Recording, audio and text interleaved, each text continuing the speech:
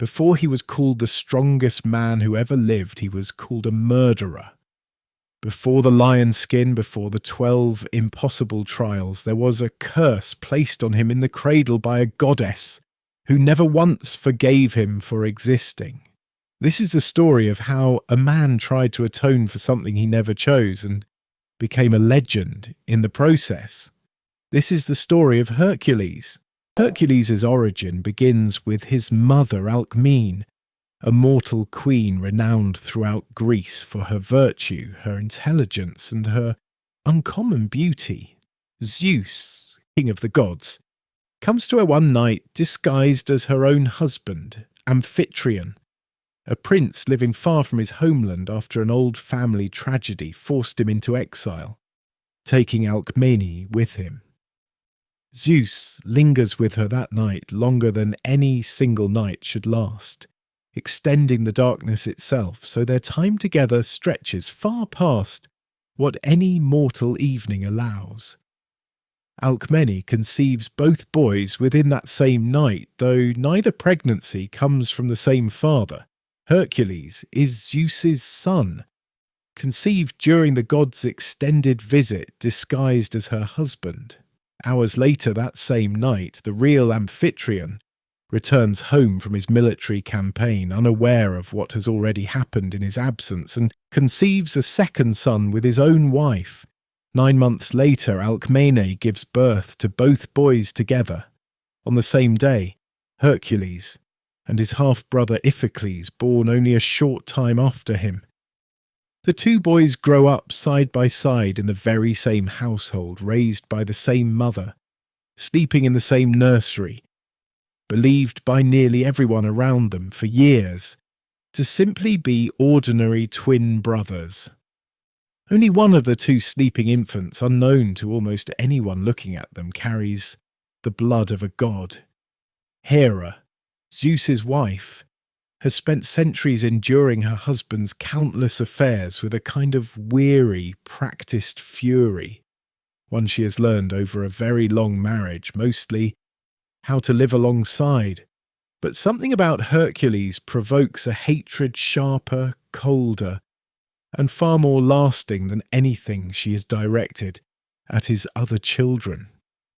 Perhaps it is his name, which means, with an irony that will follow him his entire life, glory of Hera, given to him, some say, in a doomed attempt to soften her anger before he had even drawn his first breath. It does not work, not for a single moment. While he is still an infant, still lying in a woven cradle in a quiet nursery, Hera sends 2 enormous serpents into the room in the dead of night, their bodies moving silently across the stone floor toward the sleeping child. The household finds him the next morning gripping a dead serpent in each small fist, having strangled them both in his sleep before anyone else in the house even stirred. He grows into a young man of extraordinary size and strength, trained in wrestling, archery, and swordsmanship by the finest teachers in Greece, his divine blood evident in every feat that comes to him with an ease no mortal instructor can fully explain or account for. His shoulders broaden far beyond what boys his age should carry. His hands, even before he is grown, can bend metal that grown men strain against uselessly. In time, he marries a woman named Megara, and together they have children, building a life that for a while looks like it might simply be a happy and ordinary one. Godly blood and monstrous strength notwithstanding, Hera has been waiting the entire time, patient in a way only an immortal being with centuries to spare can afford to be. When Hercules is finally settled, married, a father, his life built and stable, she strikes him with a curse of total madness, tearing his mind away from reality so completely and so suddenly that he no longer recognizes his own wife and children standing in the same room as him. In the grip of that madness, believing himself surrounded by enemies closing in from every side, Hercules kills them with his own hands. The same hands that, as an infant, once strangled the serpent sent to end his life in the cradle. When the curse finally lifts and his mind clears again, piece by piece, Hercules understands immediately and completely what he has done. There is no framing this moment gently, and this channel will not attempt to soften it into something it isn't. His grief is total and consuming, and for a long stretch of time afterward, he wishes for his own death rather than continue living with what Hera's curse forced through his own hands while his mind was elsewhere. It is this grief and the desperate, aching need to somehow atone for an act he never consciously chose and would never have chosen that sets the entire remaining shape of his story into motion, seeking any path at all toward purification. Hercules travels to the oracle at Delphi, the most sacred site of prophecy in the ancient world, carved into the mountainside at Mount Parnassus, where priestesses speak with the voice of Apollo himself through smoke and trance. The oracle's answer, when it finally comes, is exact and entirely unforgiving. Hercules must present himself to his cousin, King Eurystheus of Tiryns and Mycenae, and serve him for 12 full years, completing without complaint whatever tasks the king demands of him. Only then, the oracle says, will his crime be considered paid in full. There is a bitter detail buried inside that instruction that deepens the whole story considerably. Eurystheus holds the very throne that should, by right of birth, have belonged to Hercules himself. Hera, generations of scheming ahead of anyone else involved, arranged for Eurystheus to be born mere moments before Hercules, securing the kingship through nothing more than a technicality of timing that Zeus himself had unknowingly promised to honour. Hercules is now bound to serve for 12 entire years the very cousin whose crown should rightfully have been his own. Eurystheus is a small, fearful man, entirely aware of exactly how thoroughly he is outmatched by his cousin's strength, and he watches Hercules arrive at his court with barely concealed dread. He assigns each labour, hoping, quietly expecting that this will finally be the one that kills Hercules and ends the humiliating arrangement forced on him by fate, by Hera's meddling, and by a promise made by Zeus that even a king cannot undo. 12 times across 12 long years, Eurystheus will be disappointed, each disappointment settling into him a little deeper than the last until he can barely look his cousin in the eye without flinching. The first labour sends Hercules after the Nemean Lion, a monstrous creature terrorising farms and travellers throughout the region around Nemea, its golden hide so dense and impenetrable that no blade forged by any smith, no arrow loosed from any bow, no spear thrown with any strength can pierce it. Hercules discovers this the hard way, watching weapon after weapon fail uselessly against the beast's hide, before finally cornering it deep inside the darkness of its own cave, where the lion has retreated to sleep between kills, confident that nothing in the world could threaten it there. Hercules corners it anyway, wrestling it to the ground and strangling it with nothing but his bare hands. The only method that works against a hide nothing else can touch. He skins the lion afterward using its own claws, the only tool anywhere sharp enough to cut through its own impossible hide, and wears the pelt, from that day forward draped over one shoulder, the great head resting like a hood above his own, both as armour no weapon can pierce, and as a permanent visible reminder of the first impossible thing he ever managed to survive. The second labour is worse and stranger. Eurystheus sends him after the Lenaean Hydra, a massive serpentine creature living deep in the swamps near Lerna, its body sprouting many heads at once, its poison so lethal that even its breath alone can kill a man standing too close. Hercules discovers quickly, in the middle of the fight itself, that the Hydra cannot simply be cut down through strength.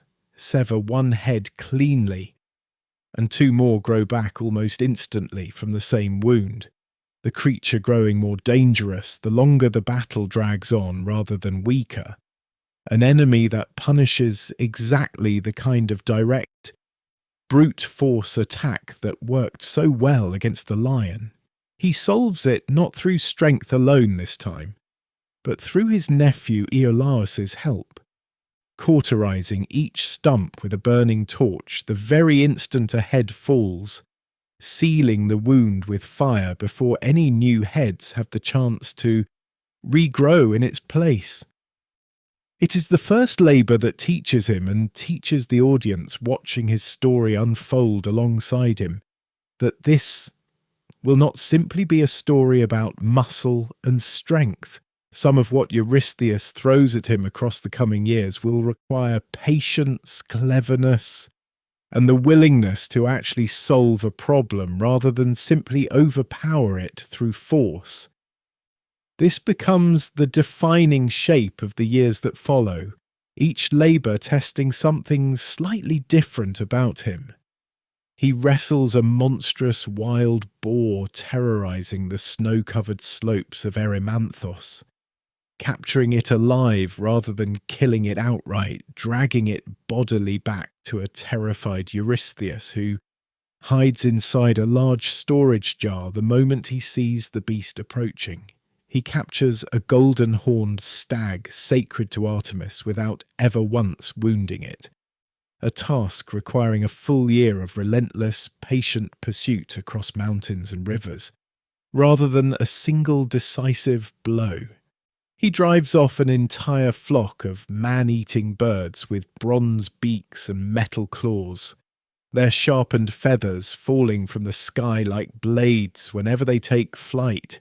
He travels to the very edge of the known world for a golden girdle belonging to an Amazon queen, and further still for cattle guarded by a three-bodied giant on a distant island, and further again for golden apples growing in a hidden garden tended by nymphs at the far western edge of the earth, guarded eternally by a dragon that never once closes its eyes to sleep. Not every labour is a monster waiting to be defeated in open combat. The fifth task sends him to the stables of King Augeas, home to thousands upon thousands of cattle and left entirely uncleaned for decades, the accumulated filth so overwhelming that no ordinary effort could ever hope to clear it. Eurystheus assigns this one specifically expecting humiliation rather than heroism, certain that no version of strength or courage could possibly solve a problem this thoroughly undignified.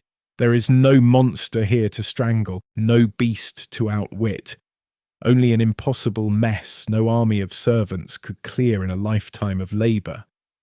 Hercules solves it in a single day, diverting 2 entire rivers directly through the stables, letting the sheer force of the redirected water accomplish in a matter of hours what no number of hands could have managed in years.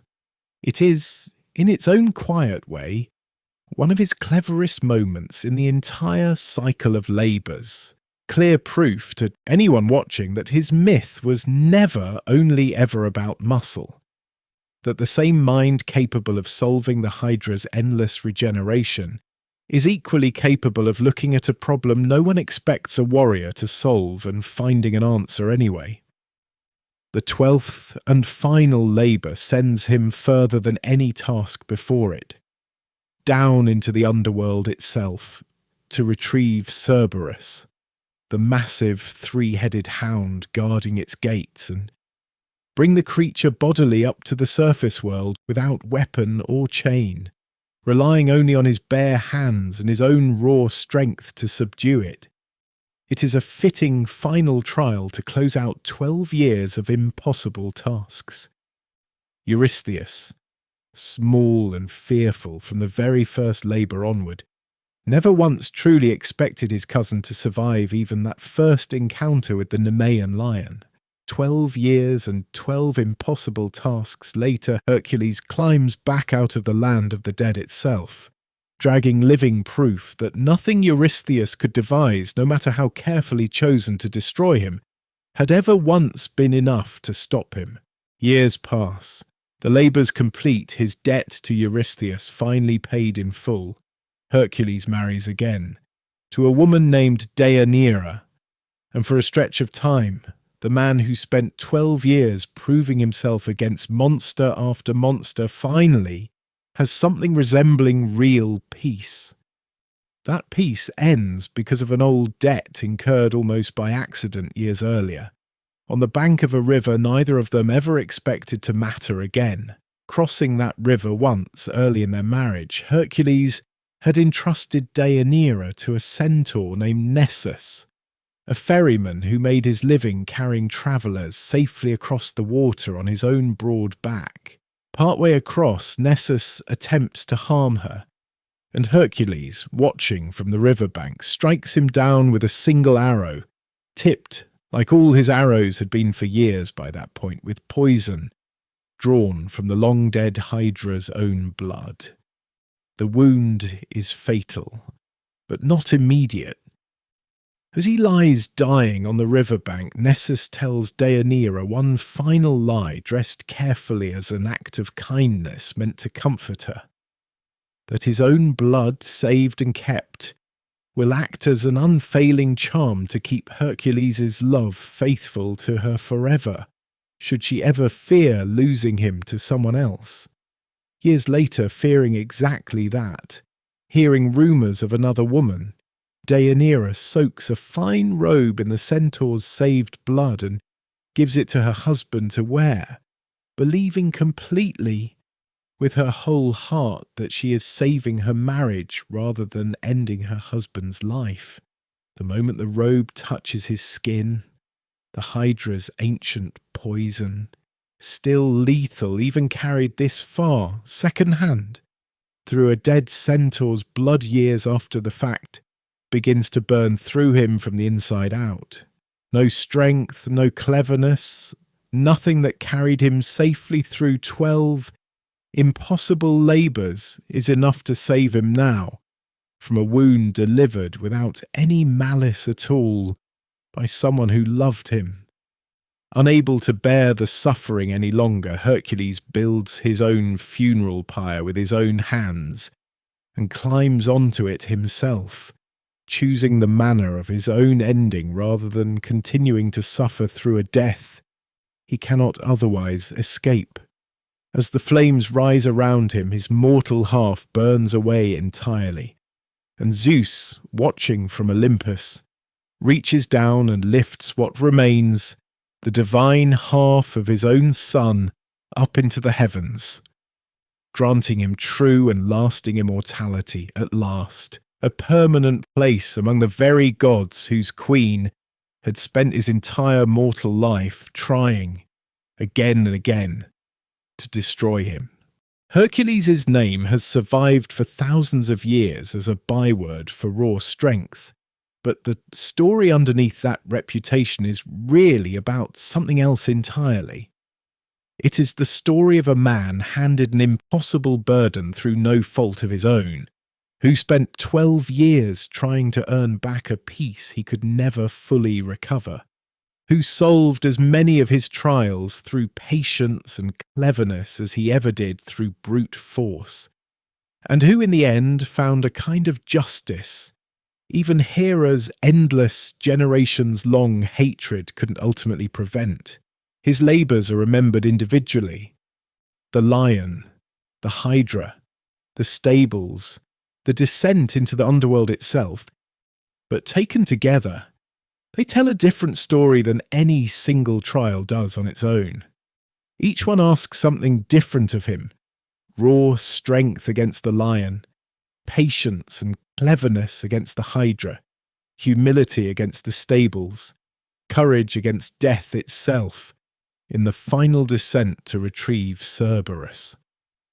A hero remembered only for strength would have failed at least half of what Eurystheus demanded of him.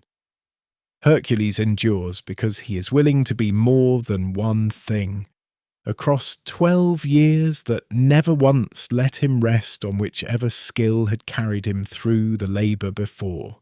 If you enjoy stories like this one, subscribe to Mythology and Legends and turn on the notification bell so the next one finds you the moment it's ready. Which myth would you like told next? Leave it in the comments below. Thank you for listening to the tale of Hercules, and we'll see you again soon.